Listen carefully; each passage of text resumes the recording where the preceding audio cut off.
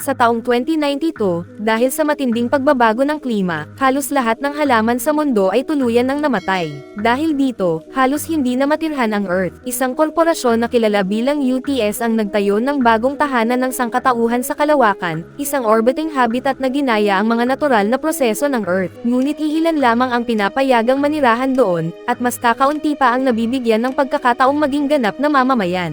Samantala, ang mga naiwan sa Earth ay kailangang mabuhay sa maruming hangin, napakataas na buwis, at matinding kahirapan. Si Sullivan, ang tagapagtatag ng UTS, ay abala sa kanyang proyekto na gawing bagong Earth ang Mars sa pamamagitan ng pagpapalago ng mga genetically modified na halaman. Sa harap ng maraming mamamahayag, ibinahagi niya ang lahat ng kanyang plano at inanunsyo na malapit nang magbukas ang kolonya sa Mars. Ngunit isa sa mga reporter ang kumuwestiyon sa kanya. Sinabi nito na sa lahat ng naging proyekto ng UTS, ang mga mayayaman lamang ang tunay na nakinabang, habang libu-libong tao ang naiwang naghihirap sa Earth. Bukod pa rito, napakarami ring debris sa kalawakan na lumilipad ng mas mabilis pa kaysa sa bala. Dahil dito, ang mga manggagawang kilala bilang mga space sweeper ay napipilitang isugal ang kanilang buhay upang linisin ang mga kalat sa kalawakan. Ang tanging pinagkakakitaan nila ay ang pagbebenta ng mga debris na kanilang nakukolekta. Inamin ni Sullivan na hindi perpekto ang kanyang mga plano. Pumayag din siyang makipag-usap ng pribado sa reporter matapos ang press conference. Samantala, sa Earth, desperado si Tihu na mahanap ang kanyang anak na babae. Sinubukan niyang suhulan ang mga awtoridad gamit ang kaunting bigas na natitira sa kanya upang payagan siyang makita ang pinakabagong bangkay na dinala sa morgue. Sanay na ang mga ito sa paulit-ulit niyang ginagawa kaya dinala na lamang siya roon. Ngunit sa kasamaang palad, isa na naman itong maling akala. Kinabukasan, isang napakalaking piraso ng debris ang bumagsak at bumangga sa isang satellite malapit sa solar battery charging area. Agad na nagmadali ang grupo ng mga space sweeper sakay ng kani-kanilang mga sasakyang pangkalawakan upang maagaw ito. Ngunit bigla silang naunahan ng isang barkong kilala bilang Victory. Tumayo si Android Bob sa ibabaw ng barko at naghagis ng harpoon na may nakakabit na lubid patungo sa malaking piraso ng debris. Pagkatapos nito, mabilis na umarangkada ang Victory, dahilan upang habulin sila ng ibang mga space sweeper. Habang hinihila ni Bobs ang lubid upang mapalapit ang debris, si Tiger naman ang nagmamanyobra sa mga makina ng barko upang mas mapabilis at maging maayos ang takbo nito. Nang makalapit ang ibang mga barko at subukang agawin ang kanilang nasamsam, ginamit ni Captain Zhang ang mekanikal na braso ng Victory upang itulak ang mga ito palayo ng walang gaanong hirap. Pagkatapos, gumawa si Tihu ng isang napakapanganib na maniobra. Pinalipad niya ang Victory sa paligid ng mga solar panel at dumaan sa napakasikip na espasyo upang makatakas ng walang sino mang makasusunod sa kanila. Dahil dito, muntik na silang bumangga sa residential area. Ngunit sa tamang sandali, nailihis ni Tihu ang barko kaya isang antena lamang ang kanilang nasira. Pagkaraan noon, nagtungo sila sa isang factory na nagsisilbi ring waste management satellite. Ibinente ni Tihu ang lahat ng materyales na kanilang nakolekta, ngunit napakababa ng ibinayad sa kanila. Bukod pa roon, kinailangan pa nilang bayaran ang nasirang antena at ang kaukulang mga buwis. Sa huli, lalo lamang silang nabaon sa utang. Hindi ito nagustuhan ni Tihu kaya nagalit siya. Dahil dito, tinutukan siya ng kutsilyo ng clerk upang mapakalma siya. Samantala, sa telebisyon, ibinalita ang pagkawala ng isang android na nagngangalang Dorothy. Ayon sa ulat, ninakaw siya mula sa UTS 2 araw na ang nakalipas ng mga ekstremistang grupo na tinatawag na Black Foxes. Mukha man siyang inosenteng bata, isa pala siyang mapanganib na sandata. Kaya naman pinayuhan ang lahat ng sibilyan na tawagan agad ang seguridad kung makita nila siya at huwag itong lapitan. Gayunpaman, hindi ito gaanong pinansin ni Tihu at umalis na lamang. Nang gabing iyon, mataas ang tensyon sa loob ng Victory dahil sa lumalaki nilang utang. Nagsimula ang isang mainit ang pagtatalo na nauwi sa totoong santukan, hanggang sa mawalan ng malay ang mga tao sa barko. Pagkatapos nito, inilagay ni Bobs ang kanyang ipon sa isang kahon, na nagpakitang siya lamang ang matiyagang nakapagtabi ng sapat na pera. Pangarap niyang magkaroon ng mas magandang katawan na may synthetic na balat. Makalipas ang ilang sandali, bumalik sa trabaho ang grupo upang siyasatin ang debris na kanilang nakuha. Napag-alaman nilang isa pala itong sirang barko na nasa maayos pang kondisyon, lalo na kung iisipin galing ito sa isang lugar na puno ng mga nanobot na lumalamon sa metal. Bigla na lamang umilaw ang ilang ilaw sa loob ng barko. Dahil dito, binuksan nila ang cargo box at nakita nilang may lumulutang na maraming airbag. Sa gitna ng mga ito, laking gulat nila nang makita si Dorothy. Agad nila siyang isinakay sa Victory. Habang nakatingin si Tihu sa kanya, hindi niya maiwas ang maalala ang sarili niyang anak na babae. Sa mismong sandaling iyon, muling ipinalabas sa balita ang anunsyo tungkol sa pagkawala ni Dorothy. Labis na natakot ang buong crew nang marinig nilang isa pala siyang mapanganib na sandata, kaya naman dali-dali silang nagtago nang bigla niyang ibuka ang kanyang bibig. Ngunit ang totoo, bumahing lang si Dorothy. Dahil dito, nagtakbuhan ang buong crew papunta sa kani-kanilang mga kwarto upang magtago at pag-usapan kung ano ang susunod nilang gagawin. Maya-maya, lumabas muli si Tihu upang subukang itali si Dorothy. Ngunit nang bahagya itong gumalaw, bigla siyang natakot at mabilis na nagtago sa likod ng isang malaking piraso ng metal. Sa sandaling iyon, napansin niyang may dala itong bag. Agad niya itong kinuha at dinala sa kanyang kwarto upang tingnan ang laman nito. Sa loob ay may isang cellphone na puno ng mga missed call para sa isang taong nagngangalang Dr. Kang. Mayroon ding ilang dokumento mula sa UTS na nakapangalan din kay Dr. Kang. Nagpa siya ang crew na lumipad patungo sa isa sa mga residential district para sa mga hindi mamamayan ng UTS. Pagkababa nila ng barko, naiwan si Dorothy sa loob. Nang mag-isa na lamang siya, may inilabas siyang bagay na naging dahilan upang muling mamukadkad ang isang tuyong halaman. Samantala, nagtungo ang crew sa isang bar upang pag-usapan kung ano ang gagawin nila. Sinubukan ni Tiger na tawagan ang pulisya, ngunit matagal lamang siyang pinaghintay sa linya. Samantala, naisip naman ni Tihu na maaari silang kumita ng malaki kung ibebenta nila si Dorothy sa Black Foxes. Nagkaroon muli ng mainit ang pagtatalo. Ngunit nang magkasundo rin silang lahat, inilabas ni Tihu ang isang aparato na kayang baguhin ang kanyang boses at hindi rin ito madaling matrace. Tinawagan niya si Dr. Kang at ipinakita rito ang isang video ni Dorothy. Kapalit ng bata, humingi siya ng 2 milyong halaga. Agad namang pumayag si Dr. Kang na magbayad, at nagkasundo sila kung saan magaganap ang palitan. Habang naghahanda ang crew at nagsusuot ng mga disguise para sa transaksyon, biglang tumunog ang isang babala mula sa computer. Ipinakita nito na papunta na ang mga pulis. Agad nilang tinanggal ang kanilang mga disguise at itinago si Dorothy. Pagkatapos ay nagpanggap silang parang walang nangyayari, bago pa man tuluyang makasakay sa barko ang isang pulis. Ipinaliwanag ng opisyal na may natanggap silang tawag mula sa barkong iyon.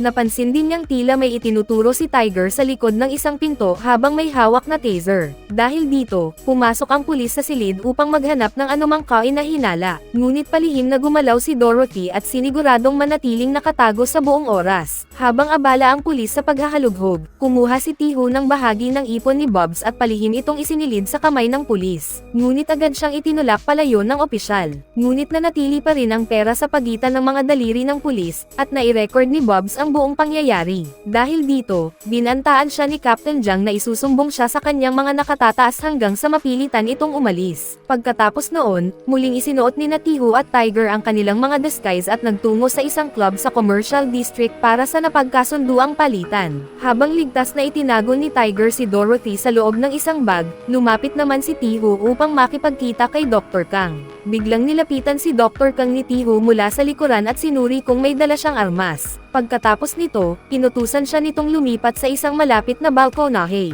Samantala, naghanda na rin ang ilang gwardya at itinutok ang kanilang mga baril sa dalawa. Maya-maya, nagkita sina Tihu, Tiger, at Dr. Kang. Iniabot ni Dr. Kang ang isang maleta na naglalaman ng napagkasunduang pera. Ngunit nang buksan nila ang bag, laking gulat nilang wala na pala si Dorothy. Samantala, naglalakad si Dorothy sa gitna ng mga taong nagsasayawan. Bigla na lamang natigilan ang lahat nang mapansin nilang may isang batang gumagala roon. Kasabay nito, lumabas sa lahat ng kanilang mga electronic device ang anunsyo tungkol sa pagkawala ni Dorothy. Dahil dito, umurong ang mga tao sa matinding takot. Biglang nagpaputok ang mga gwardya, ngunit mabilis na nahila ni Tihu si Dr. Kang palayo kaya nakaiwas sila sa mga bala. Gayunpaman, tinamaan ng mga putok ang DJ booth, dahilan upang magulo ang buong club. Nataranta ang lahat at nagtakbuhan upang makaligtas. Patuloy na sinubukan ni Dr. Kang na marating si Dorothy, ngunit patuloy siyang natatangay ng nagkakagulong mga tao. Samantala, sina Tihu at Tiger ay walang tigil sa paghahanap kay Dr. Kang.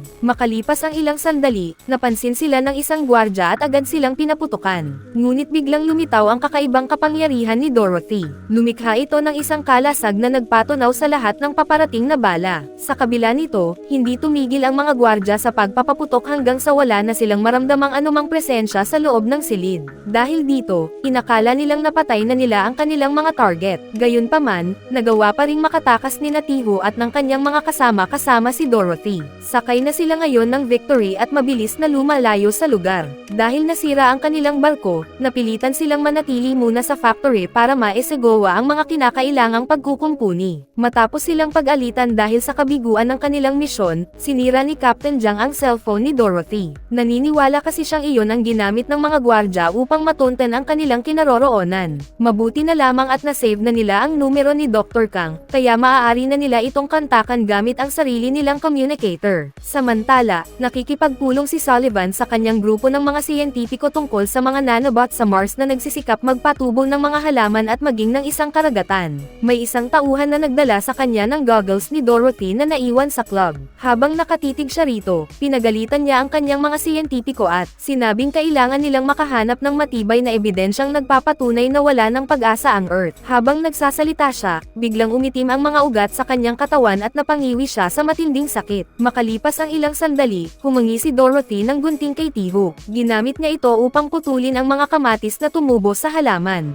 Humanga si Tiho sa kanyang nakita. Isinama niya si Dorothy upang ibenta ang mga kamatis sa ibang mga space sweeper. Kumita sila ng kaunting pera, at habang ginagawa iyon ay lalo ring naging malapit ang dalawa sa isa't isa. Pagkatapos nito, si Bobs naman ang naatasang magbantay kay Dorothy. Habang nag-uusap sila, sabay silang naglalagay ng makeup. Sa gitna ng kanilang pag-uusap, may nadiskubre si Bobs matapos niyang iscan si Dorothy. Ngunit agad na iniba ni Dorothy ang usapan at nagtanong tungkol kay Tiho. Ipinaliwanag ni Bobs na dating child soldier si Tiho. Halos buong buhay niya, karahasan lamang ang kanyang nakagisnan. Isang araw, habang nasa isang misyon ang kanyang grupo, napatay nila ang isang ina. Nang lapitan ni Tiho ang bangkay, nakita niya ang isang sanggol na nasa mga bisig nito. Ayon sa patakaran, kailangan sana niyang ipadala ang bata sa Earth, ngunit sa halip ay inampun niya ito at itinuring na sariling anak. Hindi nagtagal, nalaman niyang nabingi ang bata dahil sa pagsabog na naganap sa misyon. Simula noon, labis niyang sinisi ang kanyang sarili. Dahil dito, hindi na niya kayang manakit pa ng ibang tao. Dahil sa pagbabagong iyon, tinanggal siya sa UTS. Magkasama silang nanirahan ng kanyang anak sa isang mahirap na komunidad.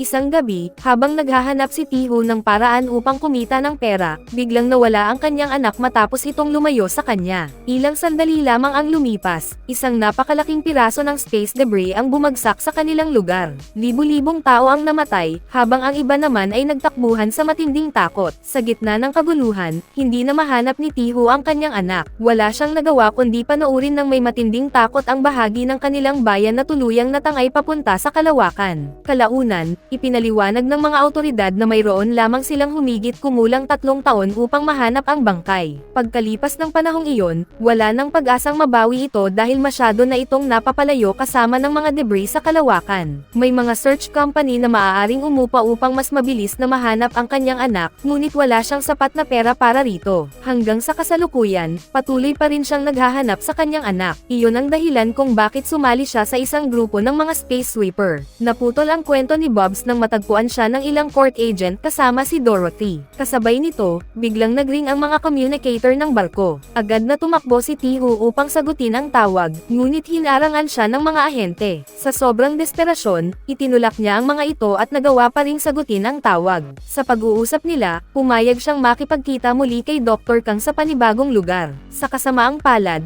napansin ng court agent ang Victory at inanunsyong pag-aari na ito ngayon ng bangko dahil sa malaking utang ng crew. Nang mag-usap sila ng pribado, inamin ni Tiger na ayaw na niyang ibenta si Dorothy dahil natatakot siya sa maaaring gawin ng Black Foxes sa kanya. Ngunit kailangan ni Tiho ang perang iyon upang maipagpatuloy ang paghahanap sa kanyang anak. Kailangan din nilang mabawi ang Victory mula sa bangko. Habang pumapasok si Dorothy sa banyo, isang lalaki ang palihim na sumunod sa kanya. Bigla na lamang nilang narinig ang sigaw ni Dorothy, at doon nila napagtantong kinidnap na siya. Agad na naghiwa-hiwalay ang crew, upang hanapin siya. Naalala ni Tiger ang mga lagusan sa lugar kaya agad siyang tumalon doon. Hindi nagtagal, nakita niya ang isang lalaking tumatakas habang bitbit si Dorothy. Nagsimula ang isang habulan, ngunit nawala sa paningin ni Tiger ang kidnapper. Sa tamang sandali, dumating si Tiho at nagulat ang kidnapper nang maagaw niya si Dorothy. Agad na bumunot ng patalim ang lalaki, ngunit dahil sa kanyang pagsasanay bilang dating sundalo, mabilis itong napabagsak ni Tiho. Ngunit hindi pala nag-iisa ang kidnapper. Maya-maya pa, lumitaw ang iba pang bihasang kriminal upang salakayin sila. Kasabay nito, dumating si Tiger at sa matinding galit ay isa-isang pinabagsak ang mga kalaban sa loob lamang ng ilang minuto. Hindi nagtagal, dumating din si Captain Jiang. Hinubad niya ang maskara ng leader ng grupo at laking gulat nilang lahat nang matuklasang siya pala ang clerk na karaniwang bumibili ng kanilang mga nakukolektang debris. Samantala, nakikipagpulong si Sullivan sa reporter na naunang kumuwestiyon sa kanya. Ipinaliwanag ni Sullivan na hindi siya pumipili ng mga mamamayan batay sa kanilang estado sa buhay. Ayon sa kanya, ang sistema ng UTS ay nagsasagawa ng DNA test upang piliin ang mga taong may pinakamahusay na genes. Ngunit itinuro ng reporter na unti-unting sinisira ng UTS ang ekonomiya ng Earth at lalo pang nagpaparami ng space debris na siyang nagpapabilis sa tuluyang pagkamatay ng planeta. Habang nagiging mas nakakatakot ang kanyang kilos, ikinwento ni Sullivan na noong bata pa siya, nasaksihan niyang mamatay ang lahat ng tao sa kanilang nayon, kabilang ang sarili niyang pamilya. Simula noon, ipinangako niyang gagawin niyang mas mabuti ang sangkatauhan. Kasabay nito, dinala ng kanyang mga gwardya ang isang walang malay na miyembro ng Black Foxes at inihagis ito sa sahig. Pagkatapos ay sinabi ni Sullivan sa reporter na gagawin niya itong mamamayan ng UTS kung babarilan nito ang miyembro ng Black Foxes. Matapos ang ilang sandaling pag-aalinlangan, ginawa rin ng reporter ang kanyang iniutos. Ngunit para kay Sullivan, ang ginawa ng reporter ay patunay lamang na wala itong halaga bilang tao. Dahil dito, agad niya itong pinatay, habang unti-unting bumalik sa dati ang kulay ng kanyang balat. Samantala, bumalik naman tayo sa crew. Hinarap nila ang mga kidnapper habang mabilis na tumakbo si Dorothy papunta sa banyo. Doon, napansin ni Captain Jiang na hindi naman dumudumi ang mga robot. Dahil dito, napagpasyahan niyang tao si Dorothy. Kinumpirma rin ito ni Bubs. Pagkatapos, gumamit si Jiang ng isang espesyal na ilaw upang lumitaw ang mga tato ng mga kidnapper. Dahil dito, napatunayan nilang miyembro ang mga ito ng Black Foxes. Ipinaliwanag ng grupo na hindi mga terorista ang Black Foxes. Isa pala silang organisasyong naglalayong protektahan ang kalikasan. Ikinwento rin nila na ipinanganak si Dorothy na may sakit na unti-unting sumisira sa kanyang mga ugat. Dahil dito, tinurukan siya ng kanyang ama na si Dr. Kang ng mga nanobot. Naayos ng mga nanobot ang kanyang mga ugat, ngunit kasabay nito ay nabigyan din siya ng kakaibang kapangyarihang magpatubo ng mga halaman. Ibig sabihin, kaya niyang pagalingin ang Earth, at kung mangyayari iyon ay hindi nakakailanganin ang proyekto ni Sullivan sa Mars. Nang malaman ito ni Sullivan, magpadala siya ng mga sundalo upang patayin si Dorothy. Sisirain din nila ang laboratorio at patayin ang mga siyentipikong nagtatrabaho kasama niya. Ngunit hindi nila magawang patayin si Dorothy dahil ang tanging paraan upang sirain ang mga nanobot ay ang paggamit ng hydrogen bomb. May ganoong bomba sa loob ng anti-gravity system ng factory. Plano ng mga sundalo na dalhin doon si Dorothy at pasabugan ang bomba. Kapag nangyari iyon, babagsak ang buong factory sa Earth at magdudulot ng napakalalaking sakunang pangkalikasan at nuclear na tuluyang sisira sa planeta. Sa madaling salita, nais ni Sullivan na lipulin ang sangkatauhan. Bigla silang nakarinig ng sunod-sunod na putok ng baril. Nang tingnan nila ang paligid, nalaman nilang nakarating na ang mga sundalo sa factory at isa-isang sinasaktan ang sino mang humaharang sa kanilang paghahanap. Samantala, nakatakas ang mga miyembro ng Black Foxes sa likurang pintuan. Sina Captain Jiang at Tiger naman ay naglakad lamang ng kalmado sa mga pasilyo habang nagpapanggap na ordinaryong mga manggagawa. Samantala, isinama ni Tiho si Dorothy at dumaan sila sa mga ventilation shaft upang makatakas. Ngunit biglang bumahing si Dorothy, kaya napansin sila ng isang sundalo. Agad silang nagpabilis ng takbo habang walang tigil ang sundalo sa pagpapaputok. Upang mabigyan sila ng pagkakataong makatakas, gumawa ng panggugulo si Captain Jiang sa pamamagitan ng pag-activate sa Victory. Nagawa ni Tiho at Dorothy na makarating sa isang tulay at patuloy na tumakbo habang umiiwas sa mga bala ng mga gwardya. Sa pinakahuling sandali, tumalon sila at kumapit sa Victory bago ito tuluyang makaalis. Ngunit isang sundalo rin ang tumalon at bumagsak sa ibabaw ni Tiho. Hinila nito si Dorothy hanggang sa pareho silang mahulog. Maayos na lumapag ang sundalo at naghanda na siyang saluhin si Dorothy. Ngunit bago pa pa niya ito magawa, dumating si Tiger at naunahan siyang masagip ang bata. Pagkasakay ng lahat sa Victory, agad na pinalipad ni Tiho ang barko ng buong bilis. May mga missile na humahabol sa kanila, at isa sa mga ito ang sumabog ng napakalapit sa Victory. Dahil sa lakas ng pagsabog, tumilapon ang barko papunta sa isang lugar na puno ng space debris. Hindi nagtagal, nagsimulang magkaproblema ang Victory. Hindi na kayang sabayan ng crew ang lahat ng kinakailangang pagkukumpuni, kaya nakapasok sa loob ng barko ang napakaraming nanobot. Habang unti-unting nababalot ng mga nanobot ang buong Victory, ginamit ni Dorothy ang kanyang kapangyarihan at sa loob lamang ng ilang segundo ay naitaboy niya ang lahat ng ito. Pagkatapos noon, bigla siyang nawalan ng malay. Napansin ni Tiger na tumigil na ang tibok ng kanyang puso, kaya agad siyang nagsagawa ng CPR. Ngunit sa labis niyang pagtataka, pumutot si Dorothy at bigla na lamang nagising na parang walang nangyari. Hindi nagtagal, nakalabas ang Victory sa debris field at nakasagap ng balita. Iniulat sa balita na opisyal ng itinuturing na mga wanted criminal ang buong crew. Inuri na rin silang mga miyembro ng Black Foxes at sila pa ang sinisi sa pag-atake sa club at maging sa nangyari sa factory. Samantala, sumasailalim si Sullivan sa isang medikal na gamutan habang sinusuri ang mga file ng bawat miyembro ng crew. Nalaman niyang dating engineer si Captain Jiang sa UTS Genius Program at siya ang nakaimbento ng ilan sa pinakamahalagang teknolohiyang ginagamit ng UTS. Ngunit sa edad na 19, tinalikuran ni Captain Jiang ang UTS upang bumuo ng isang organisasyong laban sa kanila. Sinubukan nilang paslangin si Sullivan, ngunit nabigo sila. Sa kabigwang iyon, napatay ang lahat ng kanyang mga kasamahan. Samantala, si Tiger ay dating pinuno ng isang cartel sa Earth. Tumakas siya palabas ng planeta upang maiwas ang mahuli. Dahil hinatulan na siya ng kamatayan, oras na mahuli siyang muli, agad siyang bibitayin. Si Tiho naman ang kauna-unahang commander ng Space Guard at siya rin ang unang sundalong personal na isinama ni Sullivan sa UTS. Ilang sandali pa, nakatanggap ng mensahe ang crew ng Victory mula sa Black Foxes. Nakipagkita sila sa mga ito sa loob ng isang lumang kolonya. Pagdating nila roon, agad na tumakbo si Dorothy upang muling makasama si Dr. Kang. Ngunit napansin ni Captain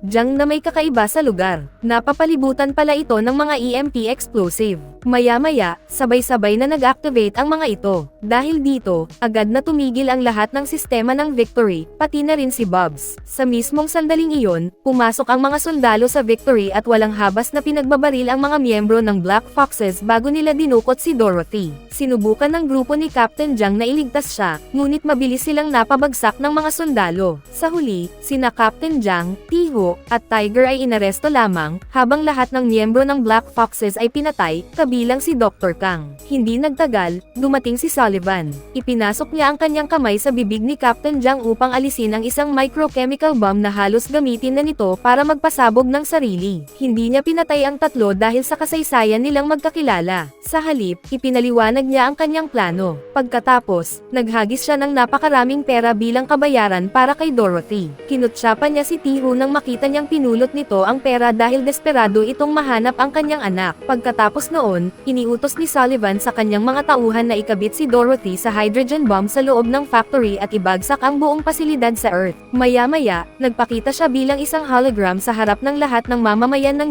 UTS at inanunsyong handa na ang Mars upang maging bagong tirahan ng sangkatauhan. Samantala, pagbalik sa Victory, pinupulot ni Tiho ang bahagi ng perang iniwan ni Sullivan. Ngunit para sa iba niyang mga kasamahan, maruming pera iyon kaya ayaw nila itong tanggapin. Ang nais talaga nila ay iligtas si Dorothy. Hindi nila pinansin si Tiho nang sabihin nitong mamamatay lamang sila kung susubukan nilang isagawa ang misyon. Habang nakatali si Dorothy sa hydrogen bomb, nagtungo naman si Tiho sa isang search company at binayaran ang mga ito upang hanapin ang kanyang anak. Habang naghihintay, tiningnan ni Tiho ang mga lumang gamit ng kanyang anak. Doon, nakita niya ang ilang mapagmahal na mensaheng isinulat nito para sa kanya, kahit noong mga panahong isa lamang siyang lasenggo na palaging binabaliwala ang kanyang anak. Doon niya napagtanto na ganoon pa rin ang kanyang ginagawa ngayon. Dahil dito, agad na tumakbo si Tiho pabalik sa Victory at pumayag na tulungan ang kanyang mga kasama sa pagligtas kay Dorothy. Habang pinalilipad ni Tiho ang Victory ng buong bilis, inilabas naman ni Captain Jiang ang dati niyang baril mula noong panahon na miyembro pa siya ng mga rebelde.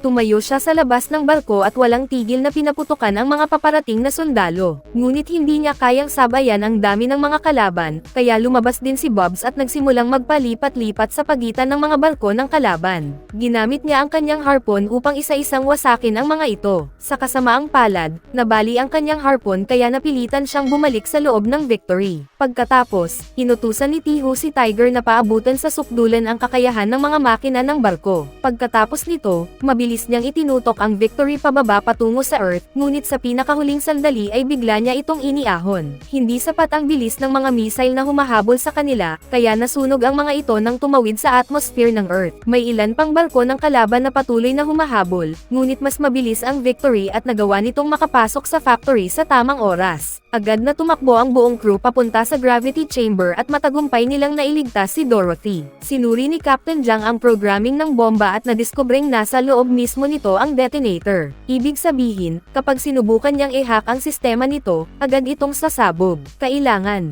nilang mailayo si Dorothy ng mahigit 5,000 kilometro upang hindi maapektuhan ng shockwave ang mga nanobot sa kanyang katawan. Naputol ang kanilang pag-uusap nang dumating ang isang sundalo na agad na pinabagsak sina Tihu at Captain Zhang. Agad na sinabi ni Tiger kay Dorothy na tumakbo pabalik sa Victory, habang sinubukan naman ni Bobs na labanan ang sundalo. Ngunit wala rin siyang nagawa at mabilis din siyang natalo. Pagkatapos nito, sinunggaban ni Tiger ang sundalo at kapwa sila bumagsak sa isang pasilyo. Agad niyang isinara ang pinto sa likuran nila upang hindi ito makalabas. Ginawa ni Tiger ang lahat ng kanyang makakaya upang labanan ang sundalo, ngunit masyado itong malakas at madaling napabagsak siya. Sa sobrang desperasyon, binuksan ni Tiger ang hatch ng pasilyo. Dahil sa biglaang pagbabago ng pressure, pareho silang nahigop palabas sa kalawakan. Habang nasa kalawakan, ginamit ni Tiger ang kanyang palakol upang tuluyang mapatay ang sundalo. Pagkatapos, nagawa niyang makabalik sa loob ng gravity chamber. Naghanda na ang buong crew upang umalis, ngunit bigla nilang nalaman na paparating ang mga attack drone.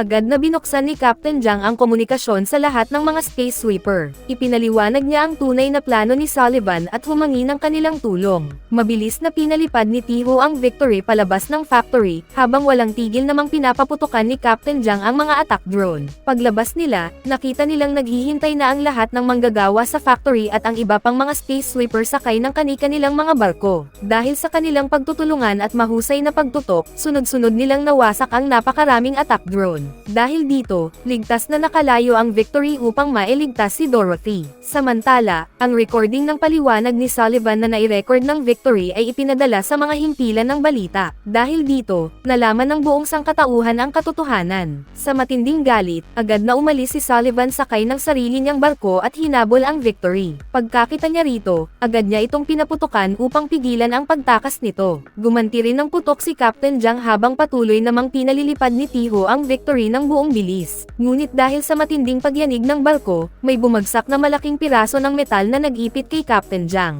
Ilang sandali pa, ginamit ni Sullivan ang kanyang mekanikal na braso upang hampasin ang Victory. Dahil sa lakas ng tama, natangay si Captain Zhang palabas ng barko at nagsimulang lumutang sa kalawakan. Pagkatapos nito, umakyat si Sullivan sa ibabaw ng Victory. Sinubukan ni Bobs na pigilan siya, ngunit gamit ang kanyang mekanikal na mga braso, hinati ni Sullivan sa dalawa ang katawan ni Bobs. Sa kabila ng kanyang mga sugat, nagawa pa ring makakapit ni Captain Zhang sa Victory. Unti-unti siyang nakarating sa booster system at na-activate niya ito sa tamang oras. Dahil dito, biglang bumilis ang lipad ng Victory at natapon si Sullivan palayo sa barko. Ngunit panandalian lamang ang epekto ng booster. Hindi nagtagal, muli ring naabutan ni Sullivan ang Victory at binuksan ito gamit ang kanyang mekanikal na mga braso. Laking gulat niya nang makita niyang ang hydrogen bomb ay nasa loob pa rin ng Victory. Doon lamang niya nalaman ang tunay na plano ng crew. Dinala pala nila ang bomba nang umalis sila sa factory, habang nauna na nilang ipinasa si Dorothy sa ibang mga space sweeper bago sila tumakas. Ginawa nila iyon upang magsilbing pain para kay Sullivan at mailigtas si Dorothy at ang iba pang tao, kahit kapalit pa nito ang sarili nilang buhay. Habang pinapanood ng ibang mga space sweeper ang nangyayari ng lumuluha, tuluyang sumabog ang bomba. Napatay si Sullivan at tuluyang nawasak ang Victory. Sa mismong sandaling iyon, ginamit ni Dorothy ang kanyang kapangyarihan upang kontrolin ang mga nanobot. Pinagsama-sama ng mga ito ang pinakamalaking piraso ng Victory at inilabas ito mula sa pagsabog, habang ligtas pa ring nasa loob ang buong crew. Makalipas ang ilang panahon, humangi ng paumanhin ang UTS sa pagtatakip nito sa katotohanan at nangakong sisimulan na nilang ibalik sa dating sigla ang Earth. Bilang pagkilala sa kanilang kabayanihan, binigyan ng malaking gantimpala ang mga space sweeper, kaya tuluyan nang nabayaran ang lahat ng kanilang utang. Samantala, natupad din ang pangarap ni Bobs na magkaroon ng bagong katawan. Pagkatapos nito, isinama ni Tihu si Dorothy sa search company. Kumonekta si Dorothy sa mga nanobot na nasa lugar kung saan nagkalat ang mga debris, at ginamit ang mga ito upang hanapin ang DNA ng anak ni Tihu. Maya-maya, lumitaw ang isang projection ng katawan ng kanyang anak. Sa astral plane, muli niya itong nakita at nagkaroon sila ng pagkakataong makapagpaalam sa isa't isa. Sa huli, inampun ng buong crew si Dorothy, at namuhay silang parang isang masayang pamilya habang unti-unting muling naging lantian ang Earth. At bago tayo magtapos ay isa-shoutout muna natin si Hanina Limaw, Shanai, Dark Nero, Clum Pixar Roblox, Elvis Jun Villarreal, YT Mark Gamer, Kurt, Arce Goggle from Iligan City, Bossing King from Mekawayan Bulacan, Jay Soriano from Bicol, Jay Ann Garcia from Bocaue Bulacan, at Mark Lawrence from Tarlac San Clemente. Mag-subscribe na kung hindi ka pa nakasubscribe, pindutin na rin ang notification bell at like button para sa marami pang movie recap katulad nito, at mag-iwan ng comment down below. And as always, thank you for watching.